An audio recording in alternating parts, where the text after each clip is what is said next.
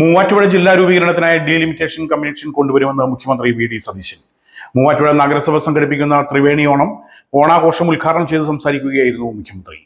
മൂവാറ്റുപുഴ ജില്ലാ രൂപീകരണത്തിനായി delimitation commission കൊണ്ടുവരുമെന്ന് മുഖ്യമന്ത്രി വി.ഡി. സതീശൻ പറഞ്ഞു.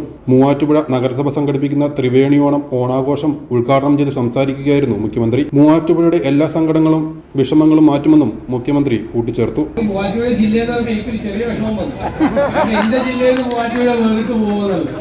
എന്നാലും ആ കാര്യം കൂടി ഗൗരവമായി പരിശോധിക്കുന്നുണ്ട്. ഡീലിമിറ്റേഷൻ കമ്മീഷൻ ഈ ഗവൺമെന്റ് കൊണ്ടുവരും. അക്കാര്യത്തിൽ ഇതുകൂടി ഉറപ്പായിട്ട് പരിഗണിക്കും. MLA സംസാരിച്ചപ്പോൾ മൂവാറ്റുപുഴയുടെ സങ്കടങ്ങളെ കുറിച്ച് പറഞ്ഞു. ഒരുപാട് നാളുകൾ പാർശ്വവൽക്കരിക്കപ്പെട്ടതിനെ കുറിച്ച് പറഞ്ഞു. പ്രതികാര ബുദ്ധിയോടുകൂടി ഇവിടുത്തെ വികസന പ്രവർത്തനങ്ങളെ തടസ്സപ്പെടുത്തി നിർത്തിയതിനെ കുറിച്ചൊക്കെ പറഞ്ഞു.